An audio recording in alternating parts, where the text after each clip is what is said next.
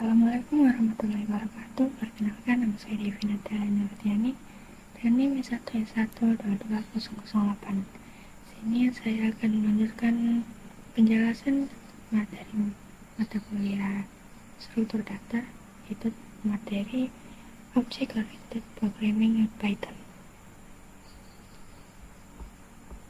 Adapun topik yang akan kita bahas yaitu pengenalan tentang OOP atau Object Oriented Programming, Class dan Object, Operator Overloading, Iterator for Class, Inheritance, Abstract Class, Namespace, Shallow Phase Deep Coping.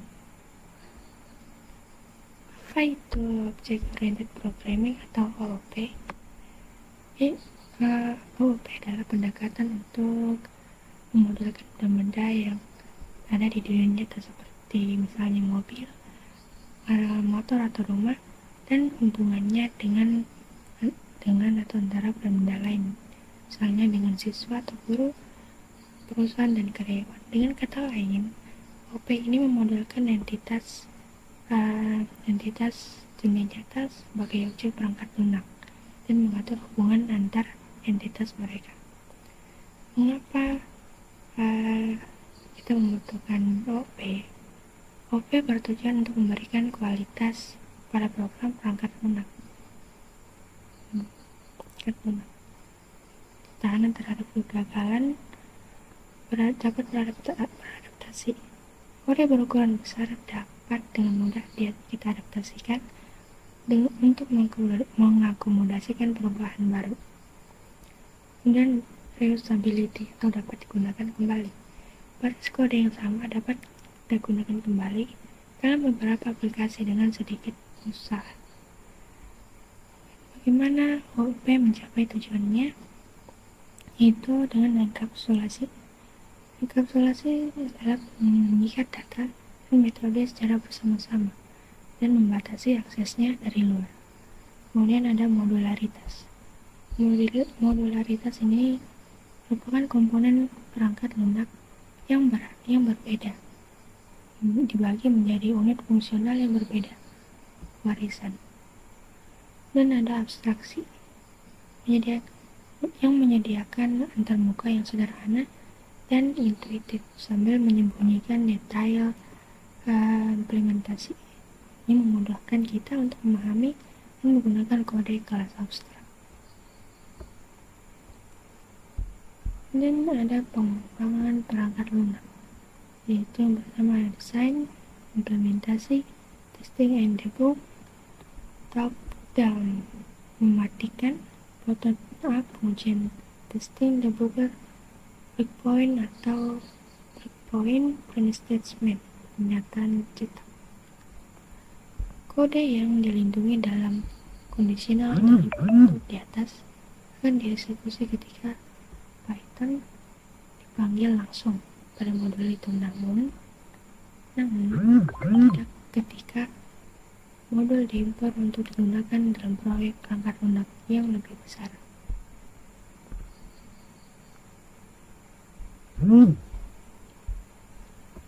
Kemudian kelas definisi.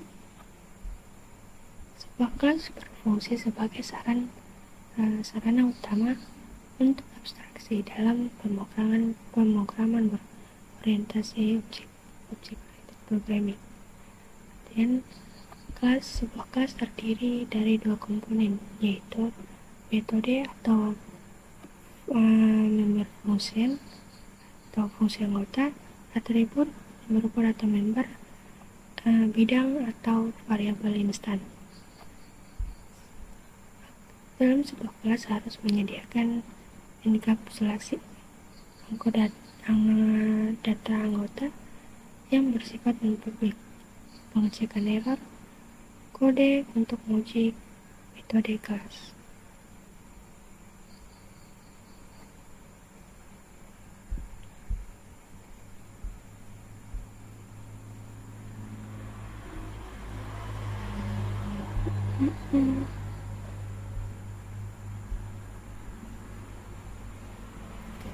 Selanjutnya, kelas dan objek. Kelas adalah cetak biru atau template untuk membuat sebuah objek yang berarti kelas ini mendefinisikan struktur dan perilaku yang akan dimiliki oleh objek yang dibuat dari kelas tersebut. Kemudian it binds data and methods together. Kelas mengikat data, atribut dan metode fungsi secara bersama-sama, yang mana ini adalah salah satu prinsip utama dalam OOP, di mana data dan operasi yang dapat dilakukan pada data tersebut disatukan dalam satu entitas atau satu kelas. Then init is the constructor which is called when an object is inserted. Kode ini adalah metode khusus dalam Python yang berfungsi sebagai sebuah konstruktor.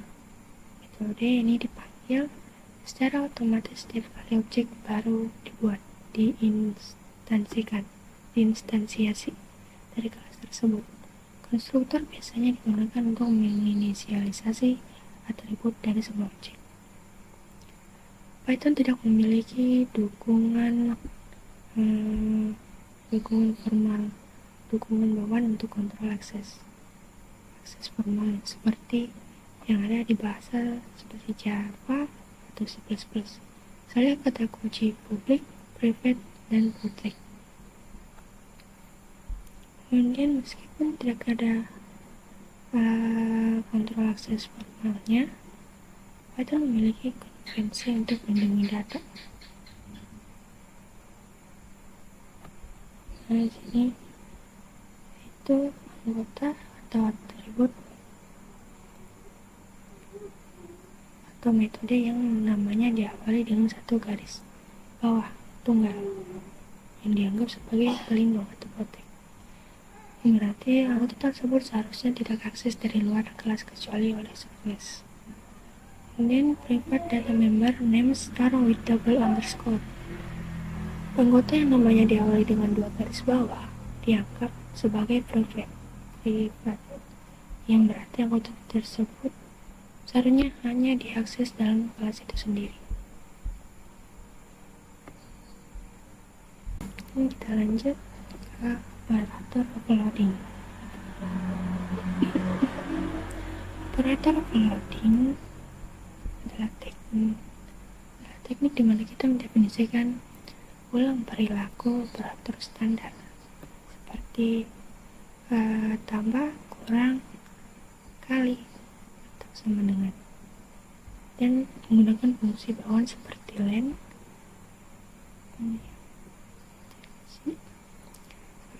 string untuk objek yang didefinisikan pengguna. Standard operator provides different functional for different operands. Ini menjelaskan bahwa operator tambah memiliki perilaku berbeda tergantung pada operannya. Misalnya, tambah melakukan penambahan untuk angka 1 tambah 2 dengan yang hasilnya itu sama dengan 3. Tapi untuk string, penambahan melakukan penggabungan seperti hello tambah world, yang hasilnya nanti menjadi hello world. Pada gambar ini, sini ada A sama dengan student 1, B sama dengan student 2, dimana A dan B ini adalah objek dari kelas student 1 dan student 2. Tim A atau B mengilustrasikan bagaimana kita ingin operator tambah ini berperilaku ketika digunakan antara dua objek student ini. Tanpa operator overloading, ini akan menyebabkan error, tapi dengan overloading, kita bisa mendefinisikan perilaku yang masuk akal, seperti membuat tim yang baru yang terdiri dari kedua siswa. Seperti sini, penggunaan operator loading. Di sini memprint penambahan angka seperti 2 tambah 3 yang outputnya nanti akan menghasilkan 5. Dan di sini print 2,3 tambah 4,5, dia menggabungkan angka-angka yang ada di sini dalam satu kurungan. Dan di sini ada penggunaan print check.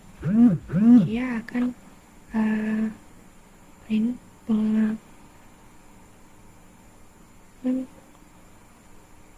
C ini yang dimana C sama dengan A tambah B.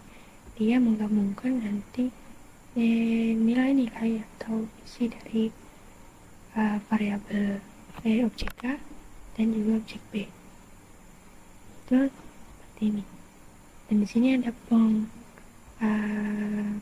string, penggabungan antara dua kata yang menggunakan kata tambah, yang hasilnya nantinya kan menghasilkan Tom Harry. Dan kita lanjut. Operator overloading through special name method. Python di sini Python memungkinkan overloading melalui metode dengan nama khusus, di mana setiap operator memiliki nama metode khusus yang saling terkait. Contohnya, untuk mendefinisikan ulang sebuah perilaku operator tambah untuk kelas, kita harus mengimplementasikan sebuah metode dari metode ini, penambahan. Kemudian operator overload yang menunjukkan bahwa bukan hanya operator tapi juga fungsi bawaan dapat di overload. Di sini is overload for an object by implementing a method for string. Jika kita ingin mengontrol bagaimana objek kita direpresentasikan sebagai sebuah string, misalnya saat di print, kita akan mengimplementasikan metode ini. Kemudian user define. Jika kita ingin objek kita bisa digunakan dalam konteks boolean, seperti dalam if statement, kita mengimplementasikan metode bool. Itu if particular. Jika kita tidak ingin mengimplementasikan metode khusus untuk operator tertentu, penggunaan operator itu akan menyebabkan exception. Misalnya A tambah B akan error jika ada metode khusus ini tidak didefinisikan. Dan sini ada tabel dari sebuah metode khusus untuk operator overloading yang merupakan referensi dalam sebuah Python yang menunjukkan sintaks umum Python yang mencakup operator matematika seperti tambah, kurang, kali, dan bagi. Operator pembandingan yaitu sama dengan dan juga tanda kurang atau lebih. Kemudian implement method. Sini beberapa operator memiliki definisi default atau turunan, di mana secara default semua objek kecuali non dianggap true dalam konteks boolean. However, jika len didefinisikan, maka dalam objek akan true jika len objek itu tidak nol.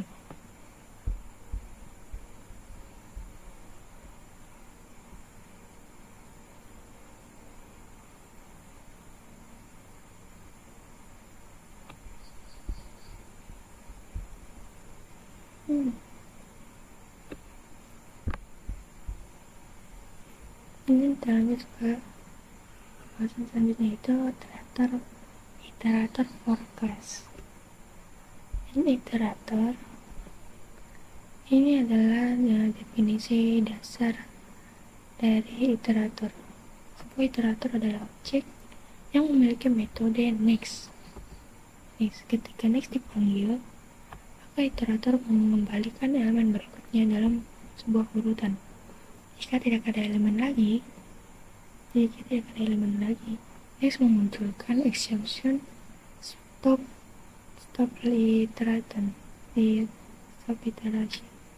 Ini memberitahu pada Python, misalnya dalam input bahwa iterasi harus berhenti. Kemudian di sini ada dua pendekatan untuk membuat kelas iterator, yaitu dengan menggunakan generator sintaks next dan iter, dan pendekatan implisit dengan mengimplementasikan len dan get item.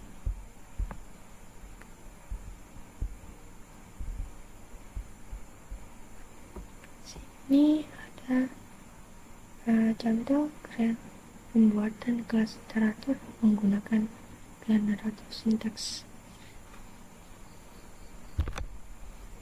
Di sini kelas sequence iterator mendefinisikan sebuah kelas bernama sequence iterator, dimana komentar di sini menunjukkan bahwa kelas ini adalah iterator untuk berbagai jenis sequence urutan Python seperti list atau tuple.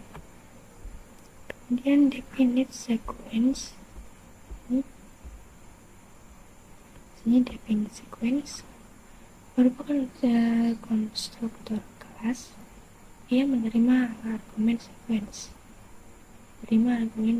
dan menyimpannya dalam atribut self-sec yang memungkinkan iterator untuk mengingat urutan yang akan diiterasi. Self-k diinisialisasikan sama dengan -1 yang akan digunakan sebagai indeks. Kemudian def next self ini adalah metode kunci untuk sebuah iterator, mana setiap kali melakukan next dipanggil pada iterator atau implisit dalam for. Metode ini yang dipanggil dengan self-k tambah plus dengan 1 menambah indeks untuk pindah ke elemen berikutnya.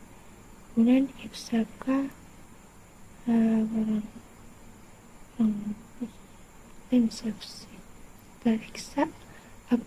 memeriksa apakah indeks masih dalam batas urutan.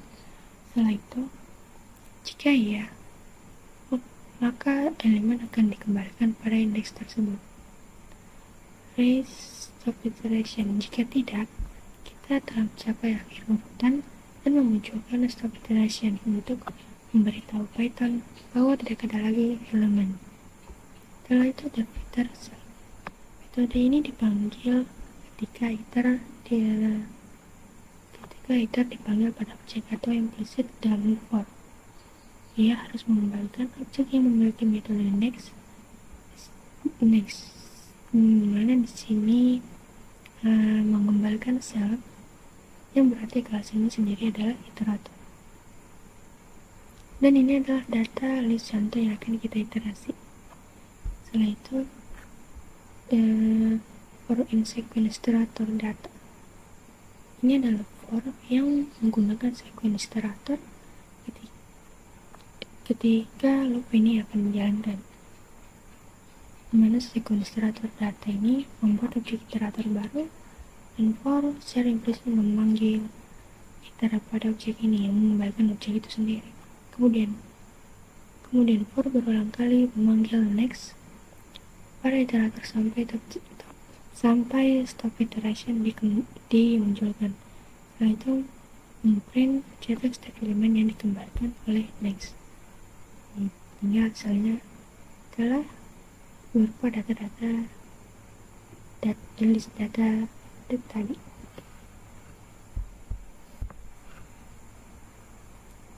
Itu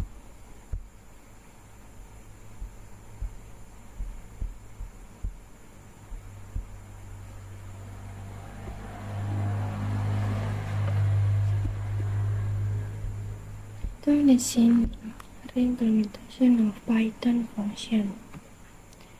Ini hanya komentar yang menunjukkan bahwa kelas programming di atas mirip dengan fungsi range bawaan Python.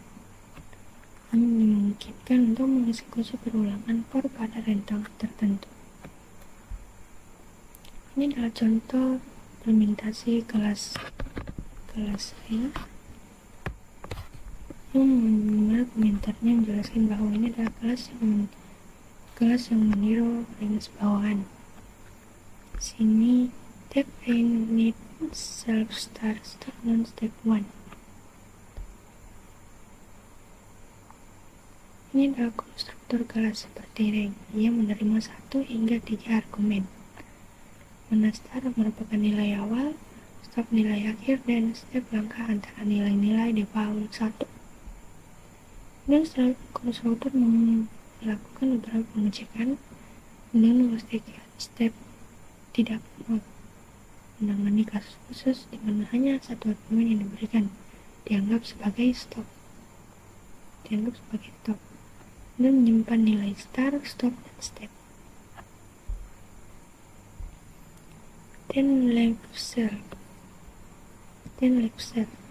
menghitung panjang dari range yang memungkinkan len R di mana R adalah objek range dan kita hitung self K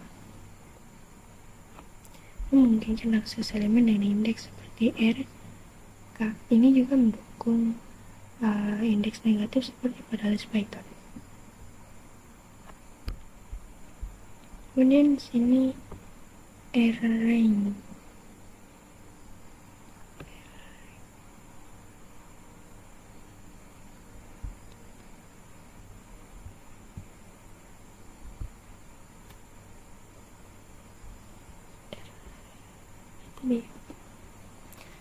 Range 145 itu ini mencetak angka dari 8 ke 140 tidak termasuk dengan langkah 5 sehingga outputnya adalah yang bagian pertama ini mana step angka 5 lebih besar dari sebelumnya berarti sebelum 140. Kemudian for in range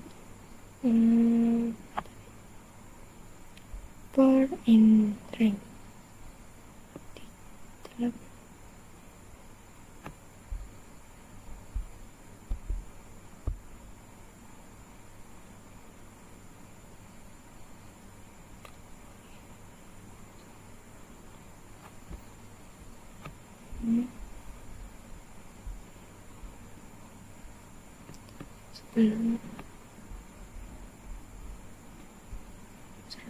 140 kita lanjut ke bagian inheritance.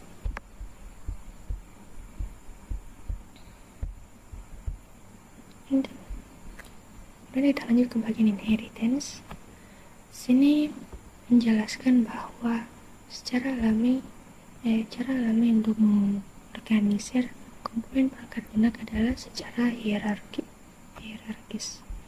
Kemudian yang kedua, fungsi-fungsi abstrak yang mirip dikelompokkan bersama secara bertingkat. Yang ketiga, abstraksi bergerak dari yang spesifik ke yang lebih umum saat kita bergerak naik dalam hierarki. Inheritance adalah definisi inti dari inheritance. Kelas baru, subclass atau child class, mana dapat didefinisikan berdasarkan kelas yang sudah ada, yaitu base class, parent class, atau superclass. Kemudian subclass dapat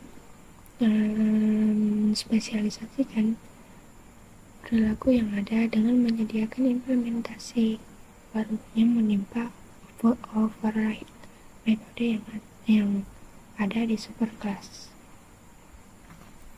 Dan subclass juga dapat memperluas superclassnya dengan menyediakan metode-metode baru. Ini adalah gambar diagram hierarki. diagram hierarki yang mengilustrasikan konsep dari sebuah inheritance, di mana sebuah vertikal menunjukkan abstraksi yang spesifik di bawah general umum di atas, yang sesuai dengan poin ketiga. Dan kotak-kotak atau paling atas itu base class. Ini adalah superclass atau parent class yang paling umum. Dan kotak di tengah itu parent. Ini adalah kelas yang mewarisi dari base class dan juga menjadi superclass untuk kelas-kelas di bawahnya. Kotak di bawah child, ini child adalah subclass yang mewarisi dari parent. Di sini panah dari child ke parent, child ke parent berlawanan dan juga ini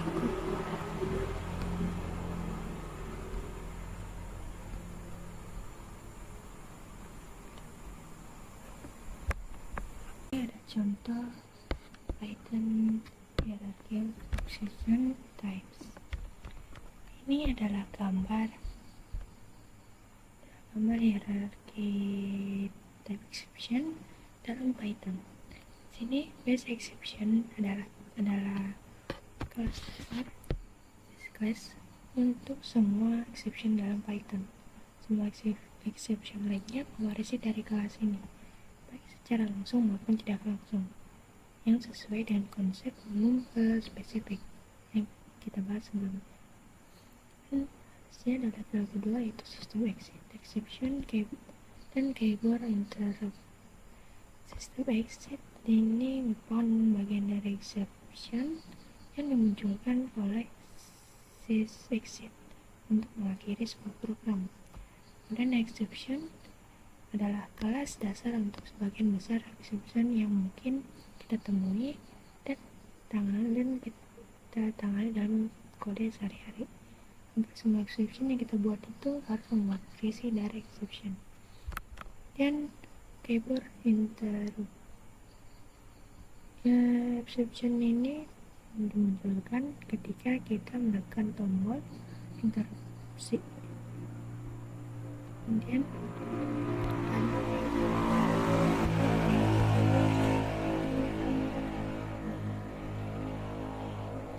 Kemudian ada value error, lookup error, dan arithmetic error.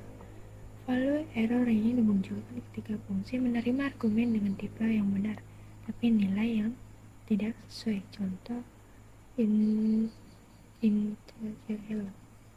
Kemudian lookup error, kelas dasar untuk exception yang terjadi saat mencari indeks atau kunci dalam struktur data.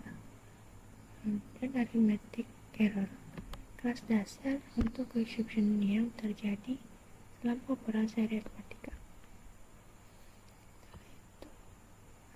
Sini ada index error dan key error yang mewarisi dari lookup error. Index error ini dimunculkan saat mencoba mengakses indeks yang tidak valid dalam sequence. Kemudian key error dimunculkan saat mencoba mengakses kunci yang tidak valid dalam dictionary. Ini ada zero division error yang mewarisi arithmetic error yang dimunculkan saat mencoba membagi dengan 0.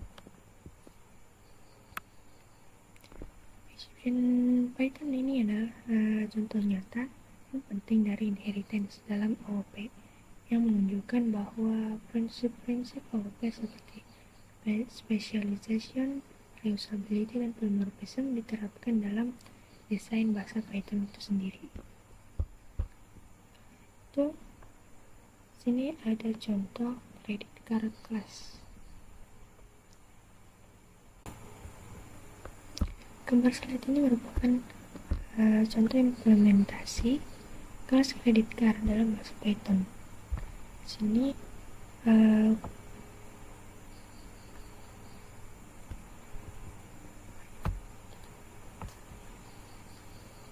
ada kode kelas credit card. Konstruktor init menginisialisasikan objek credit card dengan atribut customer, bank, account, dan limit. Kemudian Sini ada get customer, mengembalikan nama pelanggan, get bank, mengembalikan nama bank, get account, mengembalikan nomor akun, get limit untuk mengembalikan batas kredit, dan get balance untuk mengembalikan saldo saat ini, yang dimana balance ini awalnya diatur ke 0. Kemudian charge price metode yang digunakan untuk melakukan pembebanan pada kartu kredit jika harga ditambah saldo saat ini kurang lebih dari batas kredit, maka pembebanan berhasil dan saldo ditambahkan. Jika melebihi batas, pembebanan gagal, false. Kemudian jadi ada make payment, untuk proses pembayaran pelanggan yang mengurangi saldo kartu kreditnya. Sini ada contoh penggunaan tes modul.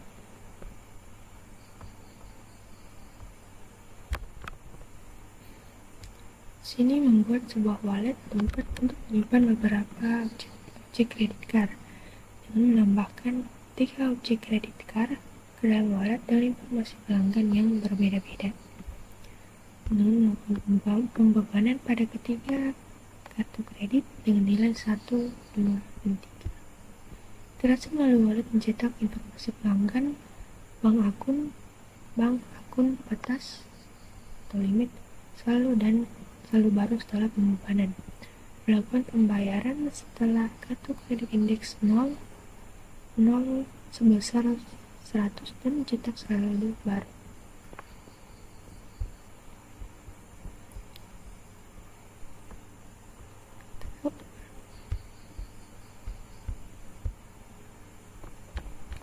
Sini adalah hasil outputnya, dimana penjelasan untuk kartu kredit pertama indeks 0 dalam wallet. Beda ini.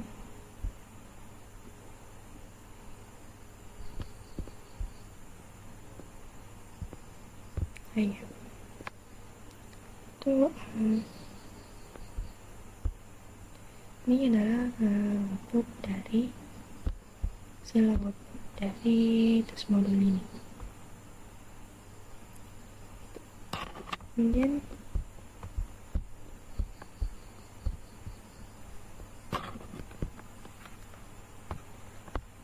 sini ada tes following fungsional, membuat akun baru untuk pelanggan, mengambil data terkait pelanggan, membebankan biaya ke kartu.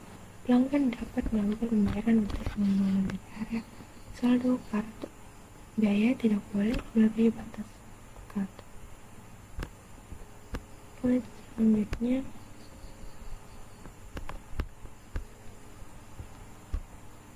sini adalah lagi contoh inherited class predator credit card. Sini ada definite. Saya memanggil konstruktor kelas induk untuk menginisialisasikan atribut dasar dan menambahkan atribut baru APR, annual percentage rate untuk bunga. Dan charge, memanggil charge dari kelas induk jika gagal karena melebihi batas, akan menambahkan denda sebesar $5 ke saldo. Dan proses mount merupakan metode baru yang menghitung dan menambahkan bunga bulanan ke saldo jika ada saldo positif.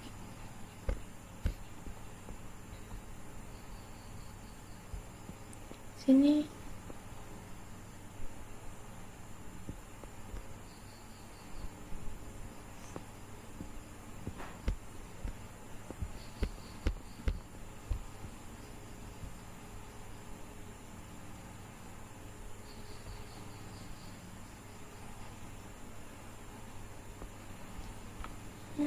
Sini dalam kelas credit card bill itu ada customer, bank account, balance, dan limit. Akan bill fields, get customer, get bank, get account, make payment, get balance, get limit, dan charge. Di kelas ini, kelas anak ini mewarisi konstruktor kelas untuk membuat pelanggan baru. Kemudian memodifikasi perilaku pengisian kartu dengan memungut $5 jika tagihan ditolak. Setelah itu memodifikasi fungsi pembayaran kartu dengan membebankan bunga saldo yang telah jatuh tempo. Oke, lanjut selanjutnya.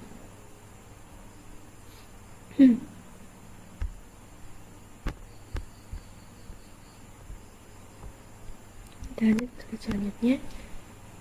Di sini kita lanjut ke slide selanjutnya. Contoh lain dari inheritance itu progression. Slide ini memperkenalkan tentang contoh lain dari pewarisan menggunakan konsep progression atau urutan angka. Struktur pewarisan yang digambarkan seperti ini. Di sini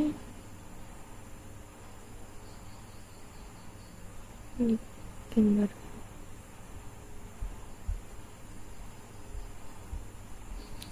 sini base class kelas dasar, hasilkan urutan umum, yaitu menggunakan sintaks generator next iter untuk menyediakan kemampuan iterasi. Ini yang berarti objek progression dapat digunakan dalam nawar dan membuat 3 kelas turunan baru yang memperluas kemampuan kelas dasar.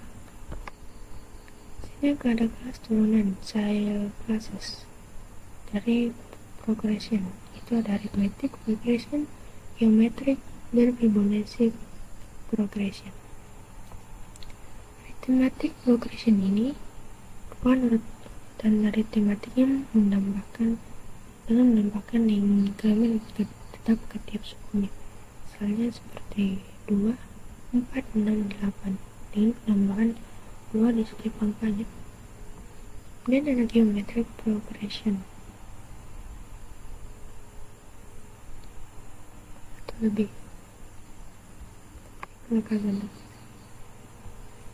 dan ada geometric progression.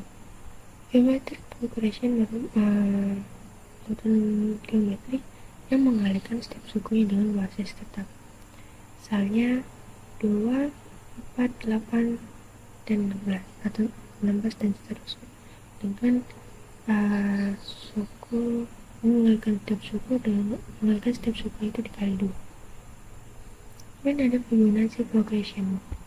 Fibonacci progression ini bagian setiap sukunya merupakan jumlah dari 2 suku sebelumnya.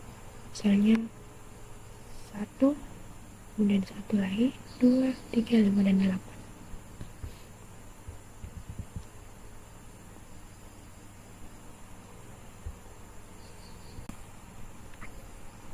Kita lanjut ke selanjutnya. Sini ada contoh. Sini ada gambar menggambarkan 3 jenis deret yang diimplementasikan dalam Python. Ada arithmetic, geometric, dan Fibonacci. Sini arithmetic progression itu dengan definisikan arithmetic progression, konstruktor init self increment 2 start sama dengan 0 diinisialisasikan dengan nilai di awal increment 2 dan nilai awal 0. Memanggil konstruktor kelas dasar dengan nilai start dan mengatur self increment ke nilai increment yang diberikan. Metode advance self mengoperate metode dalam kelas dasar. Setelah itu terbarui nilai setting yang menambahkan increment self pengembangan sel penyusunan. Sehingga output yang dihasilkan adalah dimulai dari angka 0 dengan tambahan 2 untuk mendapatkan suku berikutnya, sehingga pola ini terus berlanjut dengan penambahan 2 di setiap angkanya sukunya untuk suku berikutnya. Itu ada geometric progression.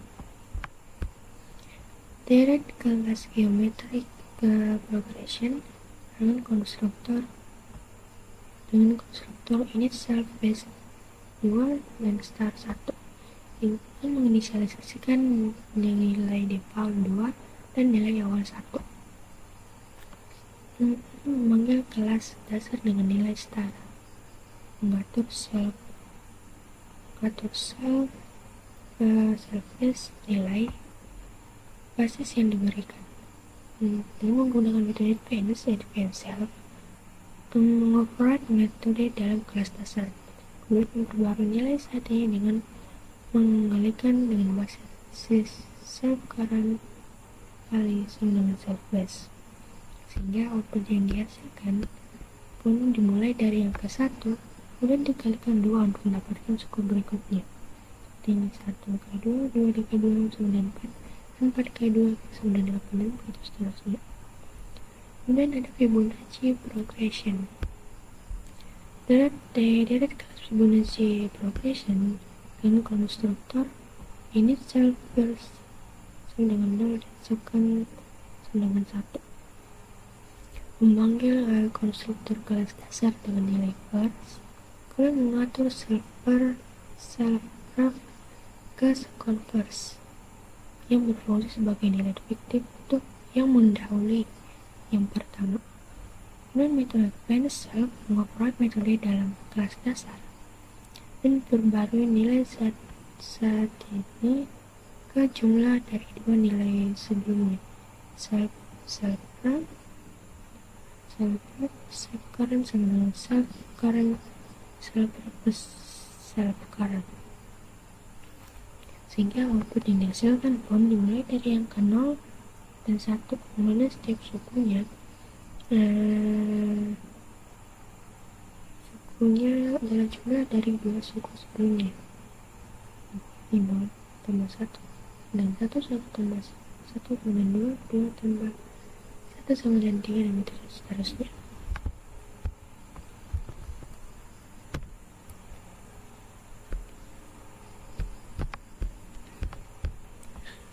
Child class modification. Setiap kelas anak memodifikasi kelas dasar konstruktor init dan memodifikasikan metode advance. Yaitu selanjutnya kita masuk ke abstrak class.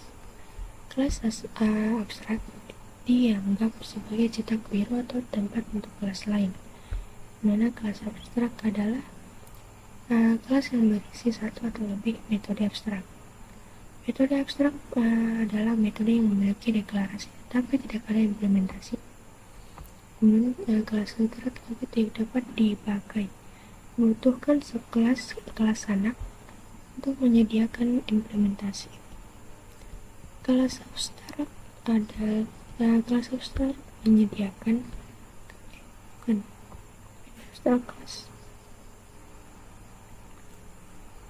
Kelas abstrak diperlukan untuk menyediakan abstraksi atau antarmuka yang disederhanakan API while hiding the underlying implementation, sambil menyembunyikan implementasi yang mendasarinya. Dan Python menyediakan kelas abstrak dengan mendeklarasikan kelas dasar abstrak ABC yang dapat diwarisi oleh kelas turunan lainnya. Dan selanjutnya sini ada penggunaan kelas abstrak dan metode abstrak dalam Python dengan menggunakan modul ABC abstract base classes. Sini ada dua contoh. Sini yang pertama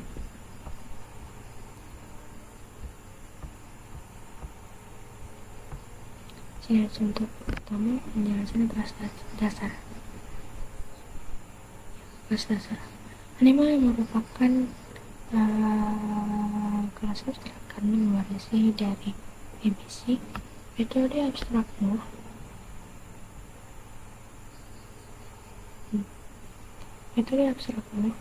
ditandai dengan dekorator.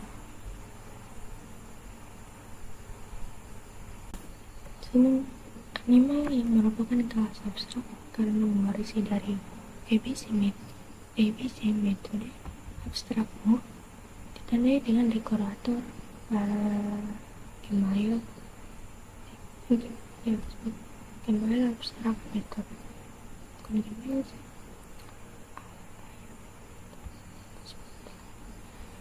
Setiap kelas turunan wajib mendefinisikan ulang metode ini. Ini kelas turunan manusia turunan mewujudkan metode Moore dan mencetak Eigenvalue beneran. Abstrak mewujudkan metode Moore dan mencetak Eigenvalue dan dog Eigenvalue dan layan Eigenvalue, sehingga output yang dihasilkan instansiasi objek human, snake, dog, dan lion. Masing-masing objek dapat memanggil metode Moore mereka sendiri. Jika kita mencoba menginstansiasi animal secara langsung, akan terjadi error karena animal adalah kelas abstrak dan metode Moore belum diimplementasikan. Kita ada contoh yang kedua. Abstrak class example yang mewarisi dari ABC. Ini metode abstrak do something ditandai dengan dekorator yang sama seperti contoh yang sebelumnya. Setiap kelas turunan wajib definisikan ulang metode ini juga. Mana kelas turunan do mewujudkan metode do something dengan mengembalikan self value teman do, sehingga output yang membuat objek itu 42 dengan nilai 4 dan memanggil metode do something mengembalikan hasil 4 tambah 42 yaitu 46. Inheritance constructor for initialization. Di sini X mewarisi kelas dasar untuk inisialisasi. X juga mendefinisikan ulang metode abstrak di kelas dasar. Kemudian kita lanjut ke slide selanjutnya, namespace dan object orientation.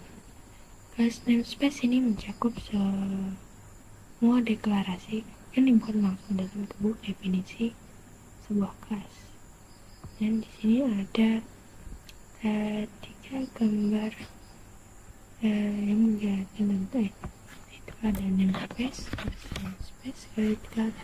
kelas namespace of predatory credit card, dan instance namespace for predatory credit card object. Kelas namespace ini mencakup semua deklarasi yang dibuat langsung dalam tubuh definisi kelas.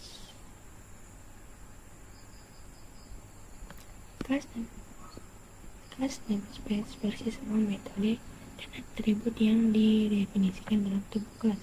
Metode seperti init, charge, dan get balance adalah bagian dari namespace. Namespace kelas credit card mencakup metode untuk mengakses informasi pelanggan, mulai dari informasi pelanggan, bank, akun, dan saldo, serta melakukan pembayaran dan memeriksa batas kredit. Ini adalah contoh atribut dan metode dari kelas namespace. Dan di sini ada kelas namespace of predatory credit card. Dimana setiap objeknya dari kelas memiliki namespace sendiri yang menyimpan nilai aktual dari atribut objek tersebut. Misalnya instant predatory credit card memiliki atribut seperti customer, bank, account, balance limit, dan APR dan ini spesifik ada di pembahasan sebelumnya, dan yang menampilkan atribut dan metode yang didefinisikan dalam kelas predatory credit card yang merupakan subkelas dari credit card. Ini juga adalah contoh atribut dan metode dari kelas namespace. Nanti di sini ada instance namespace, bukan dari bagian predatory credit card yang mewarisi dari credit card, tapi juga menambahkan atau mengoperate beberapa metode. Namespace kelas predatory credit card mencakup semua yang ada dalam credit card ditambah metode tambahan atau yang nyimpang dengan menampilkan atribut dari suatu instance predatory credit card. Ini juga adalah contoh atribut dan metodenya. Dan kita lanjut ke selanjutnya. Di sini ada kita masuk ke topik shallow dan deep copying. Perbedaan metode untuk copying data ada aliases, shallow copy, dan deep copy. Aliases atau alias adalah dua atau lebih nama yang mengacu pada objek yang sama dalam sebuah memori. Ketika satu nama diubah, perubahan tersebut juga terlihat melalui nama lain karena mereka menunjuk ke lokasi memori yang sama. Di sini ada contohnya, ada Palette dan Warmtons. Kemudian shallow copy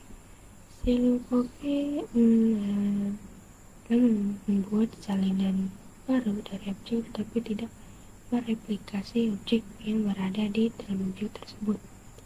Untuk objek kompleks seperti daftar yang berisi daftar lain, shallow copy hanya menyalin referensi ke objek-objek dalam daftar asli.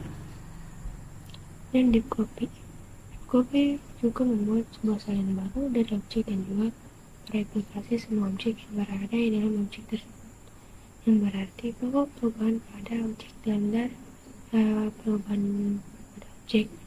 dalam salinan yang akan mempengaruhi objek lainnya, objek asli. Sini ada sebuah gambar, yaitu gambar dari daftar warna, list of colors. Mana gambar ini menunjukkan sebuah daftar list yang berisi beberapa warna intensitas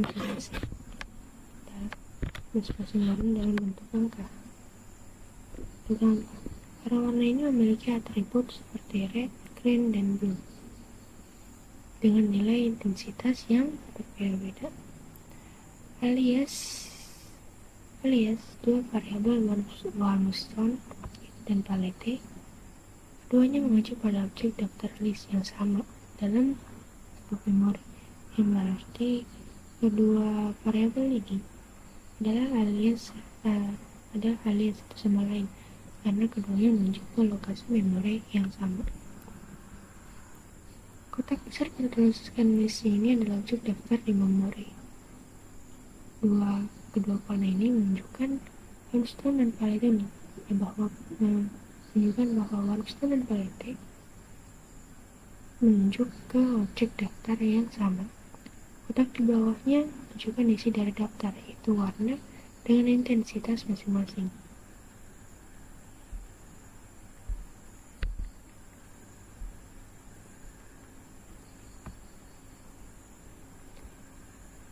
Jika Palette berubah, Warmstone akan berubah. Mereka saling membagi lokasi memori info. Kita lanjut ke selanjutnya. Ini ada dua gambar menunjukkan perbedaan antara sel kopi dan deep kopi. Ini sebuah list of colors, yaitu daftar warna.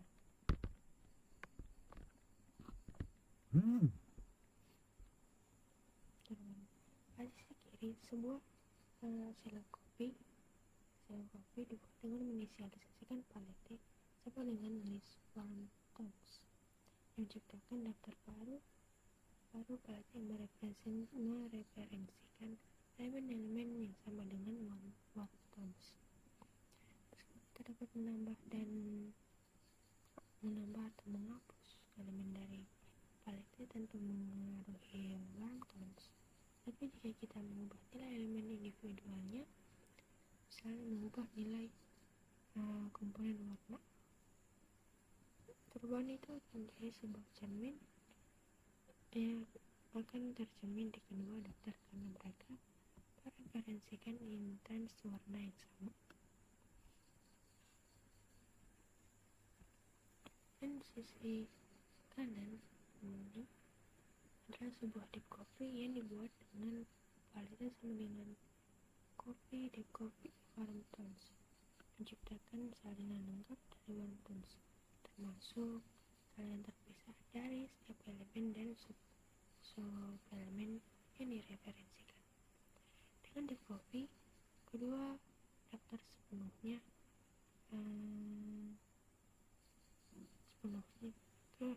independen dan dapat dimodifikasi tanpa mengaruhi satu sama lain, termasuk mengubah nilai komponen warna individu.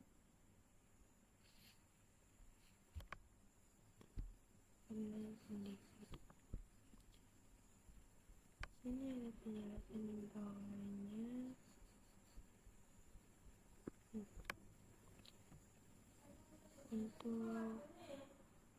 Untuk sel kopi, kita dapat menambah dan menghapus elemen dari palette tanpa mempengaruhi warm tones. Namun kita juga dapat mengedit contoh warna dari daftar palette itu akan mempengaruhi warna warm tones. Meskipun merupakan daftar yang berbeda, tapi ada alias. Kita langsung misalnya palette 0 dan warm tones sebagai alias untuk contoh warna yang sama. Untuk deep coffee dan deep coffee, salinan baru merujuk pada salinannya sendiri dari salinan yang dirujuk oleh versi aslinya, yang menciptakan lokasi memori untuk dua salinan. Kedua salinan dapat dimodifikasi secara independen tanpa mengaruhi satu sama lain.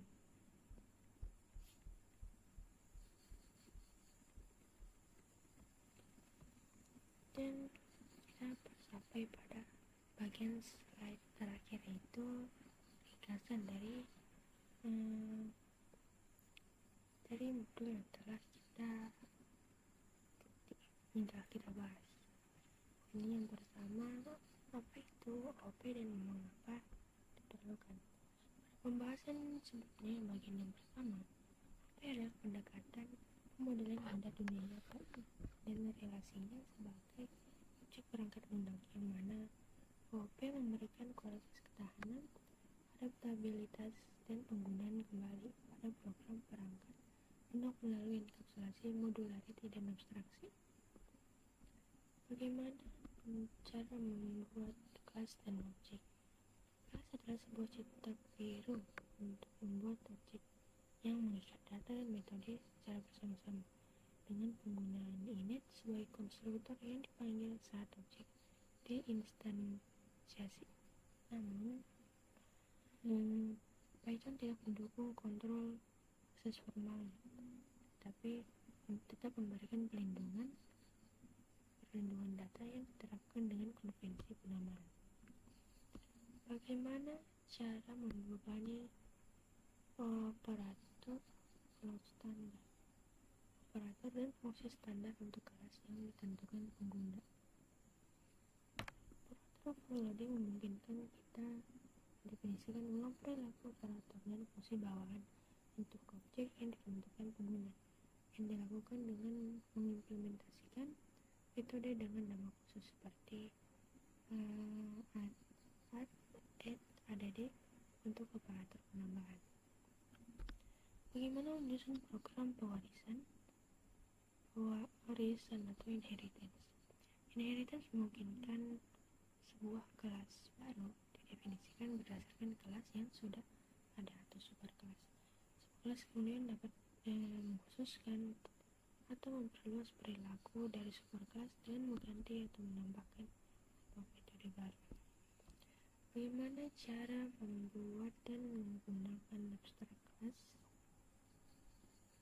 Kelas abstrak adalah kelas yang memiliki satu atau lebih metode abstrak deklarasi tanpa implementasi.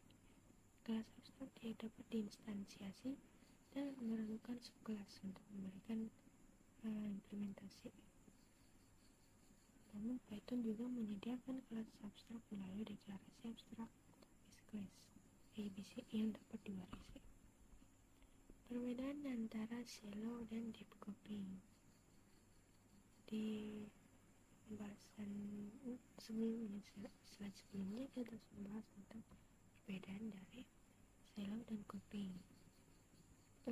Shallow ia membuat salinan data tetapi mereferensikan elemen yang sama, sedangkan deep copying dalam membuat salinan lengkap termasuk semua elemen dan suplemen yang direferensikan sehingga kedua salinan benar-benar terpisah. Sekiranya karena kita telah sampai pada slide terakhir yang berarti pembahasan object oriented programming di Python ini telah selesai. Saya kira itu saja yang dapat saya jelaskan tentang object oriented programming di Python. Sekian, terima kasih. Assalamualaikum warahmatullahi wabarakatuh.